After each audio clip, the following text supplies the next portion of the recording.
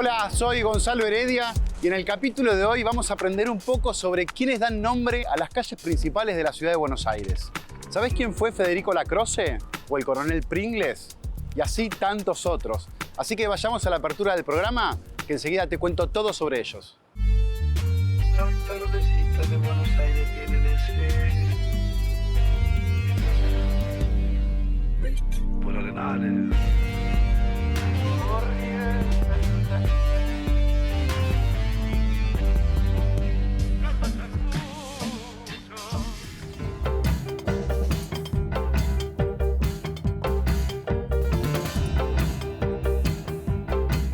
En el barrio de Caballito se encuentra el centro geográfico de nuestra ciudad, más precisamente en la casa donde nació y vivió el gran bandoneonista Aníbal Pichuco Troilo. Pero en dicha zona también podemos encontrar una de las calles más importantes y conocidas entre muchísimas otras, la calle Acoite, antes llamada Viamonte en referencia al militar de nombre Juan José, quien luchó en las invasiones inglesas junto a Santiago de Liniers y después formó parte del Ejército del Norte, liderado por Manuel Belgrano y José de San Martín. Pero Acoite, ¿qué era? En 1818, 20 gauchos al mando de don Martín Miguel de Güemes y comandados por Bonifacio Ruiz de los Llanos, se enfrentaron a más de 200 soldados realistas, comandados por el general Olañeta. Obviamente las tácticas montoneras y el coraje de los gauchos de Güemes lograron vencer al ejército español en el combate de Acoite. Así que de ahí viene su nombre.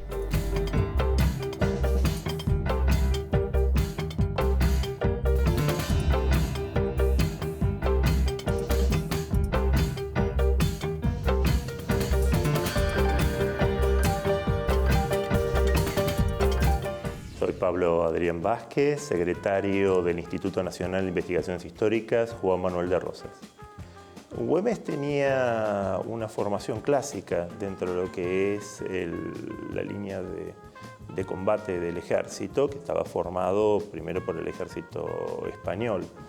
Y dentro de esa línea clásica había una acción que se llamaba guerra de zapa o guerra de recursos, que era plantearse en territorio adverso, justamente en el marco de llamarse guerra de recursos, con elementos de sorpresa, como se estudiaba en esa época frente a las lógicas de combate directo que planteaban los estudios de Clausewitz en los combates europeos, la guerra de recursos, que como decía Perón, esos estudios que eran más viejos ya desde la guerra de los hititas, se desarrollaban de modo insurgente. Y para ello utilizó los gauchos, los infernales. Se denominaban infernales porque enfrente había un regimiento de los realistas que eran los angélicos. Entonces en contrapartida se encontraban los infernales, un nombre genial que me gustaba desde chico, que se denominasen los luchadores de nuestra independencia.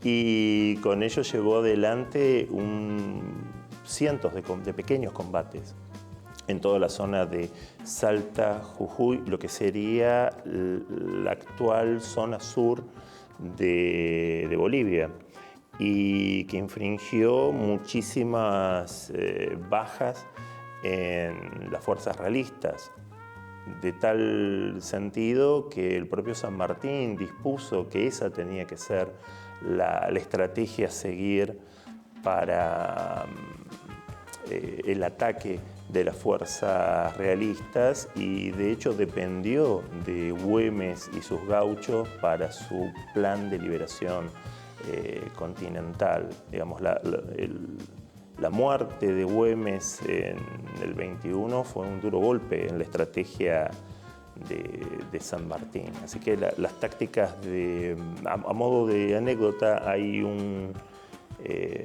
estudio de un militar yugoslavo que en los años 50, editado por la Escuela de Guerra Argentina, que hace mención a las tácticas de Güemes.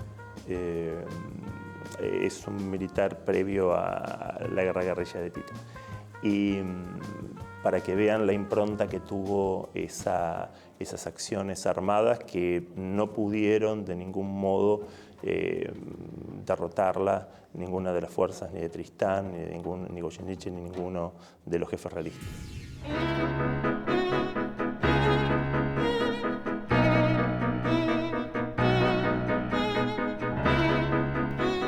En el barrio de Belgrano tenemos la avenida Luis María Campos, sobre la que están situados el Regimiento de Granaderos General José de San Martín y el Hospital Militar, que diera origen también al antes conocido como Barrio Militar, en la zona que hoy conocemos como Las Cañitas, aunque ese nombre viene de muchos años antes, ya que era un lugar lleno de yuyos de gran altura.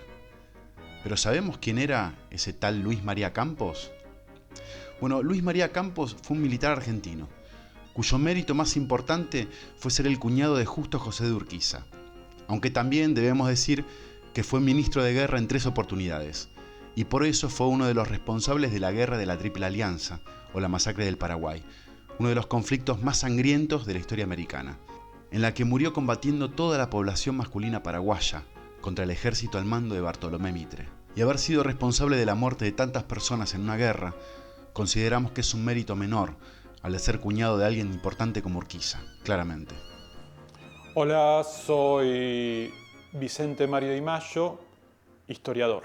Luis María Campos, lo llamaban el general Petit porque era muy pequeño. Luis María Campos es el creador de la Escuela de Guerra. Por eso está Luis María Campos justamente al lado de la Escuela de Guerra. Era un héroe de las guerras civiles, de la guerra contra Linio y de la guerra del Paraguay. En la guerra del Paraguay, que prácticamente es terminada solamente por los ejércitos de Brasil, había una columna argentina liderada por Luis María Campos, que en una de las últimas batallas, el príncipe de Orange, dentro de las fuerzas brasileras, manda a degollar 1000 paraguayos y condecora por su valor al general o al coronel en ese entonces, Luis María Campos, en el mismo campo de batalla. No hay ninguna condena por parte de Luis María Campos del destino de los vencidos.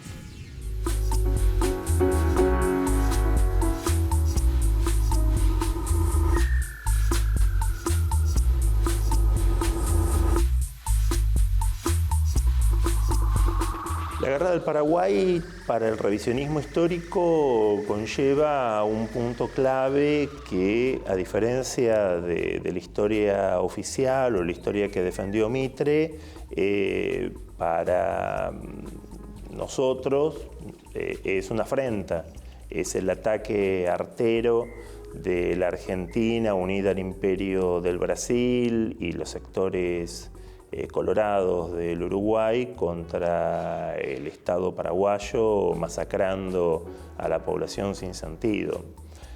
Casi toda la Argentina, a excepción de Corrientes, que se sintió, es cierto, atacada por el ejército paraguayo, estuvo absolutamente en contra. De hecho, casi se puede decir que fue la guerra de Buenos Aires y los porteños contra el Paraguay. Había muchas divisiones de provincias que estaban absolutamente en contra. La sublevación de Felipe Varela y su proclama lleva la impronta justamente de su negativa a la guerra del Paraguay y un primer alzamiento que intentó López Jordán, hijo, en Entre Ríos, tenía esa clave de unir la lucha de Felipe Varela y resistirse a la guerra del Paraguay. Un par de hijos de Urquiza también resistían a esa acción, y eso que el Tata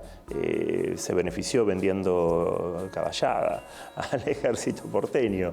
Fue una masacre innecesaria, redujo territorialmente el Paraguay, redujo en cantidad de población, exterminó un proyecto industrialista, por lo menos la visión que desde el revisionismo siempre se ha mantenido. El asesinato en manos del ejército imperial del Brasil del mariscal López marcó la derrota a un proyecto que podía haberse emparentado de alguna manera con Juan Manuel de Rosas, a modo tal que Rosas, aunque tenía diferencias con el mariscal López, tiene un ejemplo similar al que San Martín tuvo con él e intentó legar su sable, el sable propio, al mariscal paraguayo. Así que para nosotros, para el revisionismo, para los del sentir popular, la guerra del Paraguay no tiene ningún tipo de justificación más que seguir otro tipo de dictados. Por supuesto que para Mitre y para todos aquellos que la avalaron es su punto culminante, por supuesto.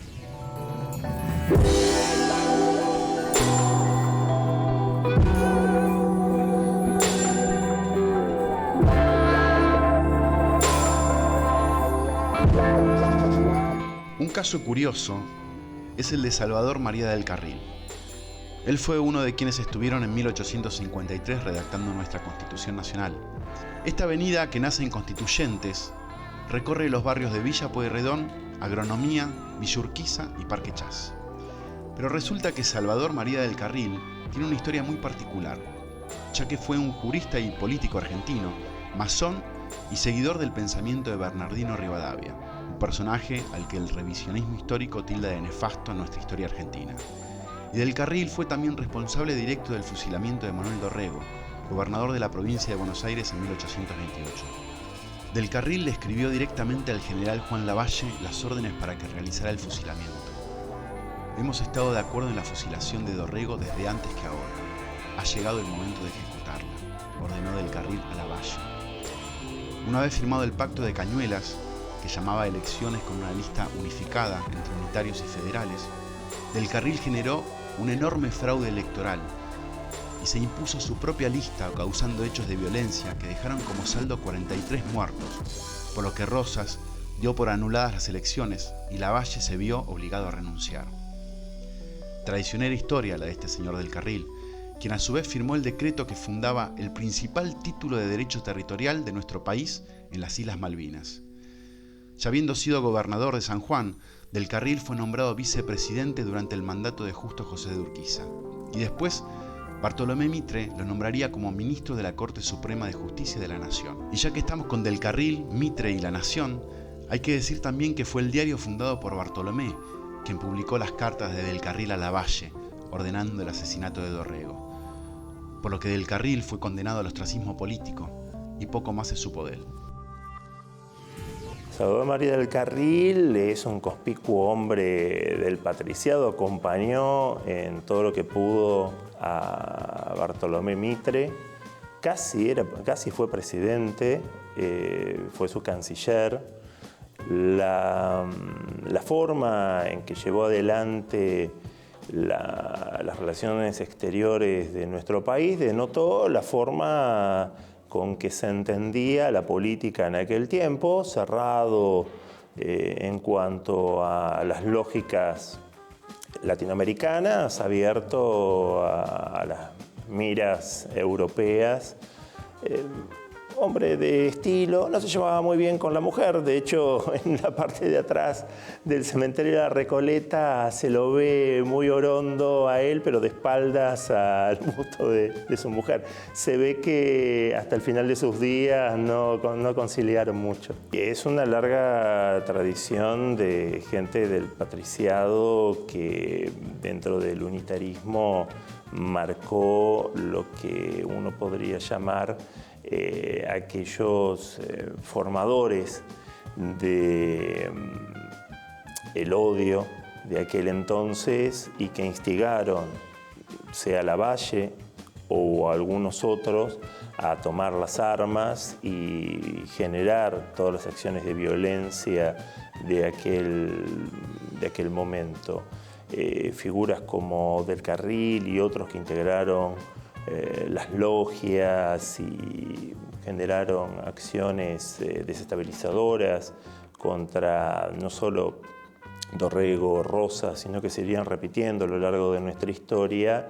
Después van a ser los que en las sombras generen hechos que a la larga después repercuten de forma negativa en nuestro país. Y por ejemplo, una serie de acciones, negociados o entregas de territorio, acuerdos, sobre todo en los actores políticos del momento, el Imperio del Brasil, Inglaterra, en desmedro de los intereses primero de la Confederación Argentina y luego de la República. Ahí ellos tenían como enemigo declarado, tanto él como el grupo que integraban, a los caudillos, a los sectores populares, y no trepitaban en aliarse con factores extranjeros para derrotarnos, no importando que se pudiese menoscabar nuestras arcas, nuestros recursos o partes de nuestro territorio.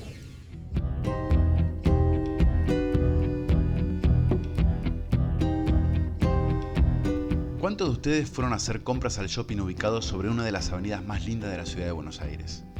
Por ejemplo, la avenida Coronel Díaz, que comienza en el cruce con la calle Soler y se pierde en el barrio más exclusivo de nuestra ciudad, el barrio Parque, cruzando la avenida del Libertador.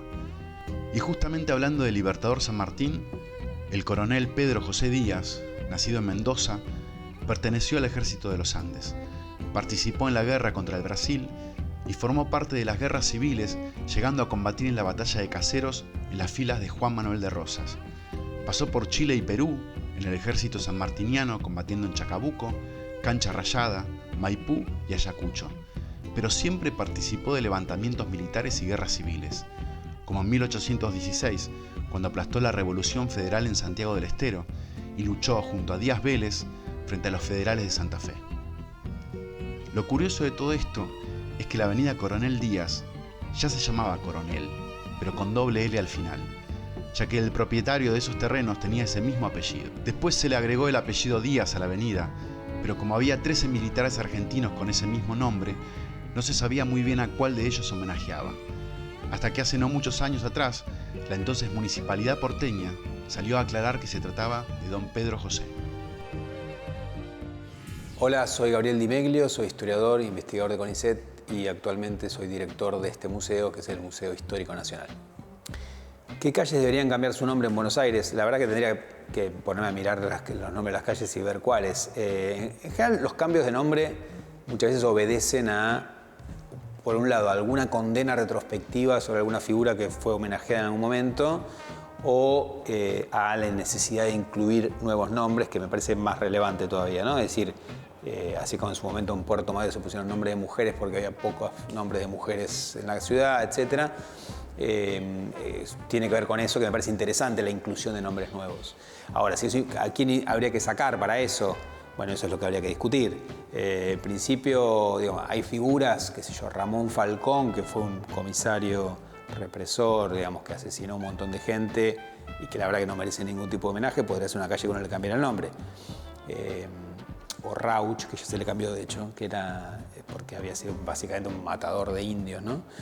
Pero en los demás casos la verdad es que es complejo porque muchas de las figuras del siglo XIX, que son los que más han sido homenajeados, todos tienen algún archivo complejo que llevar, ¿no? A nivel muertes, etcétera, con lo cual no es un tema sencillo, ni creo ni me parece demasiado interesante el tema de reemplazar a unos por otros, salvo que haya movimientos fuertes que reclamen eso, que ahí sí amerita el debate, ¿no? Esta figura sí, esta figura no, qué sé yo. O sea, esta es una época bastante iconoclasta en el sentido de que varias figuras han sido en distintos lugares del mundo discutidas, monumentos que se han sacado, que es todo un debate importante. Las calles son parte de lo mismo. En todo caso, no me parece que sea nada para hacer apresuradamente, porque tiene una importancia, ¿no? Si la gente propone que algún nombre cambie, vale la pena evaluarlo, ¿no? Pero bueno, salvo Falcón así de movida, no me viene ninguna idea concreta.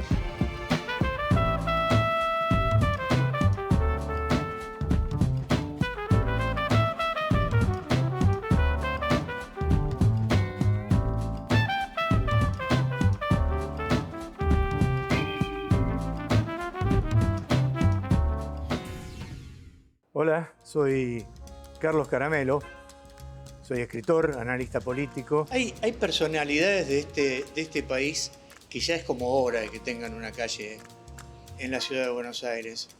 A mí me parece que, por ejemplo, a pesar de que no es natural de Buenos Aires, que es un hombre de La Plata, el doctor René Favaloro debería tener una calle en esta ciudad, por muchísimas cosas. Porque, porque su tarea fue inmensa, porque su final, un final trágico, y porque además probablemente, los institutos que llevan el nombre de René Favaloro sean institutos de excelencia como no hay en América Latina.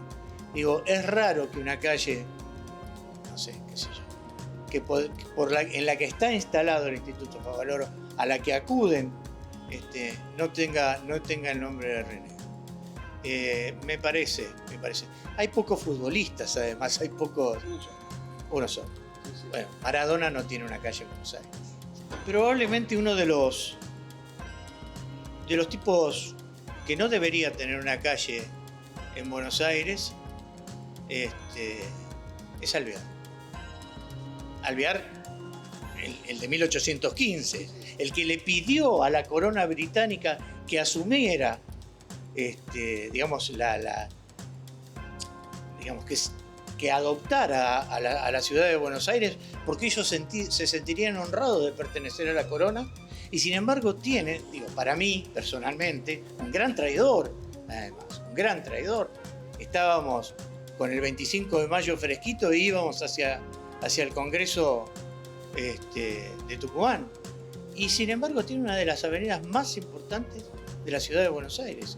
Y la gente dice, no, vivo en la avenida Alvear. Una cosa no tiene sentido. Rosas no tiene calle y Rivera Indarte, que fue de alguna manera el tipo que lo condenó porque escribió un libro que fue pagado a un penique el muerto, ¿no? Era una lista de muertos. Le pagaban a Rivera Indarte, la Casa Lafón, que era la mandataria de la aduana de Montevideo, le pagaba un penique por muerto. Puso todos los muertos de las guerras civiles de la Argentina en ese libro. Todos, todos los muertos de la guerra de la independencia. Puso gente viva. Hizo contar gente viva, claro. Bueno, ese tipo no solamente tiene una calle, tiene un barrio que se llama Rivera Indarte y Rosas no tiene su calle.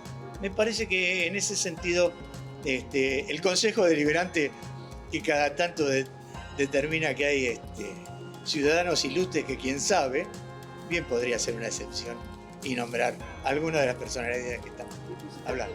Y de esta forma llegamos al final del programa dedicado a aquellos nombres que aparecen en nuestras calles, pero que la mayoría de nosotros no tiene idea de quiénes fueron. Soy Gonzalo Heredia y te espero en el próximo capítulo para juntos seguir conociendo la historia argentina a través de sus calles. Nos vemos.